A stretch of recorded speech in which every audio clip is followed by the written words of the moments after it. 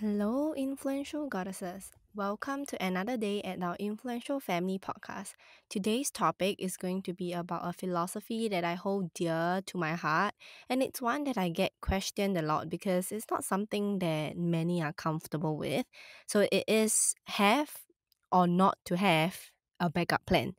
So, where I am with my whole growth and planning mindset now is really different from who I was a few years back. If you were to tell 2018 or 2019 when that she would be someone who's living life without a backup plan, she would stare at you and be like, I think you got a wrong person. Hell no, I'm gonna live life like that. And that's because I was obsessed, like literally obsessed with having a plan even for every single day, every hour and minute that I have in this world. When I say I'm obsessed, I mean it. If I had plans to travel, I would plan for every outfit, makeup, and accessories for each location. And if I were to plan my day, I would be planning the specific task to be done at a specific time. That's how obsessed I am with planning. So, if you're wondering if I ever get tired of planning, of course, I was constantly burnt out and unhappy when anyone didn't have a plan or something just doesn't go according to my plan. But what kept me going was the comfort that it gave me knowing that I have a plan if something goes wrong.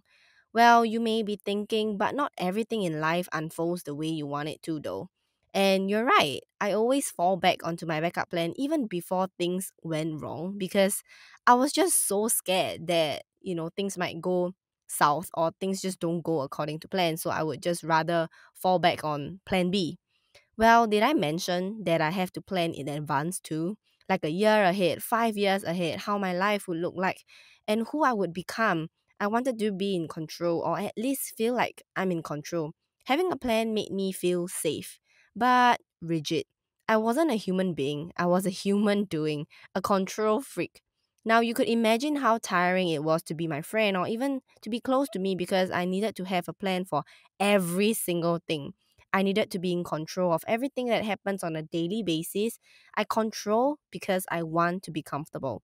It was only until someone came up to me and asked, if tomorrow was your last day in this world and you get to look back at your life, what would you see? It was then that I realized I didn't actually really enjoy life. All I could see was my plans for the next day, which in this case, if it were to be my last day on earth, it's never gonna happen, right? And I remember thinking, that's it? Like, that's all? That's so much. There's so much that I want to do. There's so much that I want to pursue. So, regrets would be the word to describe what I'll see, and I hate the word regret, which I'll talk about it just in a little bit. So, it was just like a wake up call that allowed me to see how much I was missing out on life with this whole planning obsession. I couldn't remember the time that I allowed myself to relax and have fun, to take in and savor every precious moment that I spent with my loved ones. I was constantly in survival mode, that I didn't know what a life without planning would look like. How would I go about my day and how would I view each challenge if I were to not have a backup plan for everything?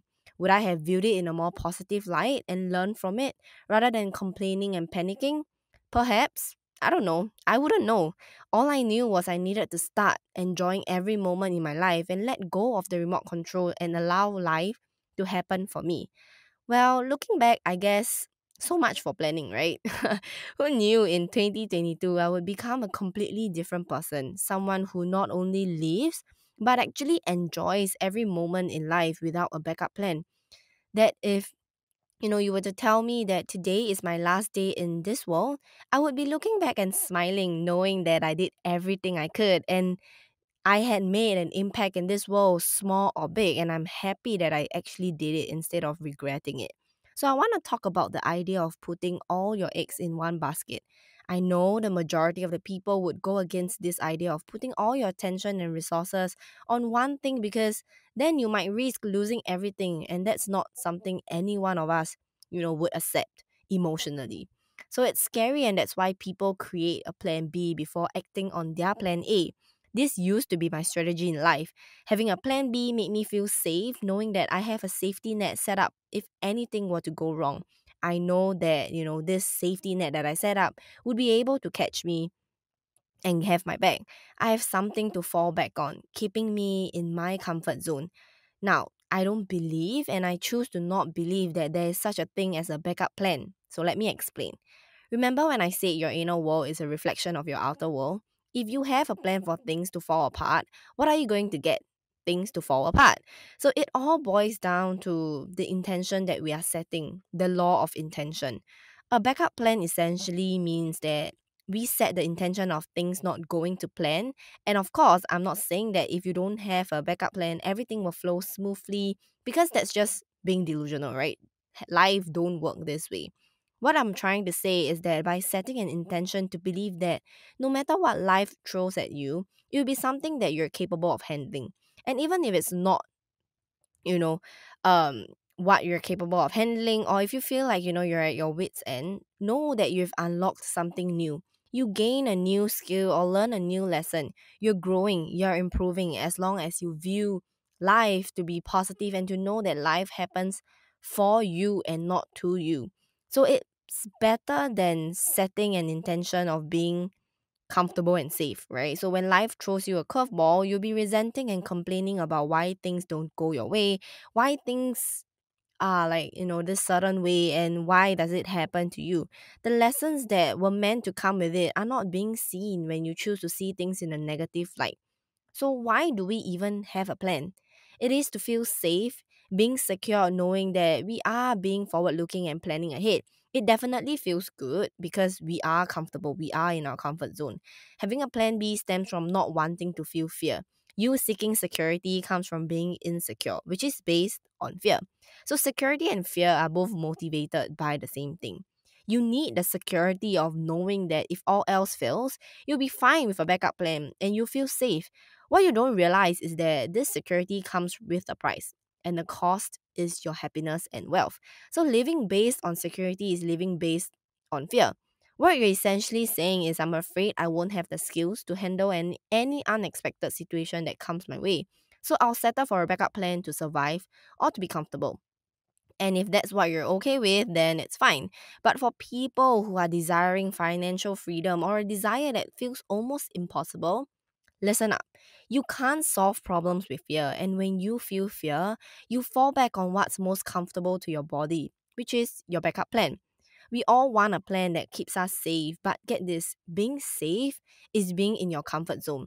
And being in your comfort zone means no growth. We grow out of our comfort zone and not in our comfort zone. A backup plan promises to do certain things that it doesn't actually do. It promises to keep us safe and comfortable, but the problem with that is we'll always be second guessing, being indecisive because we wonder what's on the other side of the wall, your what ifs that makes you unhappy. Especially when you're a high achiever like me, having a backup plan will frustrate you because you know that you have so much more to give to this world, but you always end up choosing an easier route when life happens because you choose security over growth. So, to sum it up, basically, it is a vicious cycle that looks something like this. You have a backup plan because you want security, and you want security means that, you fear what might happen to you in your life when shit hits the fan. And by the law of intention, that's exactly what you're going to get with the intentions behind having a plan B. Then you'll fall back on your trusty backup plan and move on to attempt to solve the problem by having a new plan A. And wait for it, with a backup plan. Do you see how you always be falling back on your backup plan? So the backup plan will always become your main plan. I say this a lot because I really mean it. We all gotta start to enjoy being in life, and that means not looking for an alternative, not having tomorrow as an excuse to not do things, not having a backup plan to prevent things from happening. So, what does life actually look like now for me? For someone who went from having an obsession with planning to now sitting back and allowing life to actually happen for me. I start to learn how to make decisions more quickly because I no longer make decisions based on fear. And I no longer allow fear to stop me from making certain decisions or delaying from making certain decisions that I know jolly well that I truly desire. Rather, I acknowledge that fear will always be here instead of trying to get rid of it. I choose to walk alongside fear. I like to say, thank you for wanting to keep me safe, but I would like to explore the other side of the situation and grow out of my comfort zone. Firm. It's not a question, it's a statement. No buts, no what ifs. When you allow yourself to be this decisive, you don't question yourself, your ability. People don't question you. There's no shame in trying at all. Sure, there are things that we need a little preparation for, but when it comes to something that has been coming up for weeks or months or even years now, it is simply your heart trying to get your attention. Fling yourself into that situation and see what happens.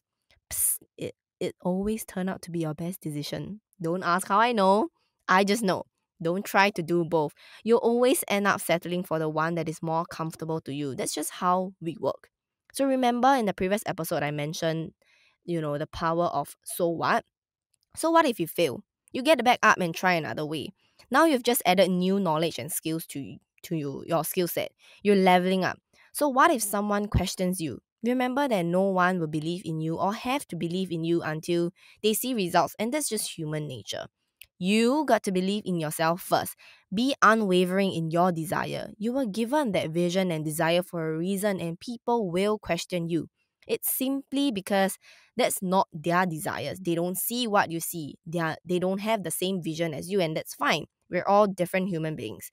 We have desires and goals for a reason. The universe only allows you to envision something that's made possible for you. That is what makes us all different.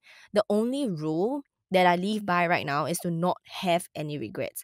I hate the feeling of regretting, like, what ifs. And yes, I know hate is a very strong word. And I used to grow up hearing my mom say, I wonder if I would have been more successful if I were to carry out the business idea.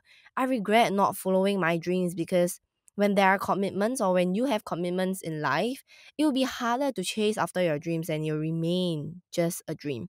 I decided to break out from the vicious cycle of regret. I decided that regret is so much more scarier than fear and failure. I still do get scared, don't get me wrong, I still do get scared and I still do have second thoughts on my decisions. But and I would want to, kind of rely and go back to a backup plan. But we're all a work in progress. Every time I catch myself looking for a plan B, I would stop and ask myself, would you be okay to live with the thought of what ifs and regrets? The answers are pretty simple. So if you are afraid or want to transition to not having a life without a backup plan, but you don't know where to start from the simplest thing that happen on a daily basis. When you catch yourself being super indecisive between two options on a menu, take a deep breath and put your hands on your heart and ask her what she desires. The same goes for a business idea that you have, a new strategy that you're afraid of implementing. Take some time to make a decision. And what I mean by some time is not few weeks or few months, because you honestly don't need that long to decide on what you desire, because your desires are already there. You already know, but it's fear that's stopping it. So my guide would be 5 minutes for the smallest things like choosing a dish off a menu and up to 30 minutes for a business related decision. This is just my guide. If you're taking more than a week or month to decide on something, it means that it's either a decision or a desire that you've picked up from someone else. It's not actually your desire, or you're just scared that it might not work out the way you want it to. So don't be afraid to ask yourself, is it coming from fear? If it is, shift your focus to thinking about the action steps to get you the results, period. So thank your fear and take the lead. Like I said before, leaders go first. They take the lead and bring others along their journey. So don't allow yourself to question it and just see where it takes you. Trust me, when in doubt, call upon your heart, and that's where your deepest desires live. Follow your intuition and you'll never disappoint you. It may feel uncomfortable at the start, but the more you are in control of your emotions and find that quiet place in your mind, the better you get at making decisions fast and building your confidence through this small habit. This has always worked for me. I'm now free from all the regrets and fear, free from others' opinions. I believe that no plan is the best plan. You make the best decision that you can make at a point in time and let go. Go live your life and have fun. Give the universe permission to allow life to happen for you. No resistance whatsoever. The more you try to hold on to the steering wheel of life, the more resistance and friction you feel. But when you choose to let go, you'll find that things will get easier. Trust me, because I've been through it. So having a no backup plan triggers a different side of you. You are more willing to go all out. So try things that you were once afraid of, you feel more satisfied and proud of yourself because chasing after your dream is one thing, but allowing yourself to fall and get back up requires a whole new level of courage and bravery. And that's how I want to live my life. That's my mission of allowing my mom and others who might not be able to be at that capacity to chase after their desires freely due to, different circumstances that they are in, to live through me vicariously. And that to me is my main purpose. It doesn't matter what happens after my decisions. By deciding to live life without a backup plan that I allow myself to fall on, I have already accomplished my goal. So before we end today's episode, I just want to leave you guys with this. Comfort is comforting. Comfort is not growth. Growth is not comforting. Growth is a mix of excitement and fear. If you seek comfort from your backup plan, know that you won't grow from this plan. Take a moment to let it sit in and use this as a guide to guide your decisions from today onwards. Alrighty, that's it for today's episode. If you like more content like this, you'll love the vibes on my Instagram and our Influential Family Facebook group. All the links, again, can be found below. Also, if you haven't already, it'll mean a lot to me if you could like, share, and subscribe on any platform that you're on so that we can continue to grow this sisterhood and connect with other goddesses. I can't wait to see you in my world. Bye!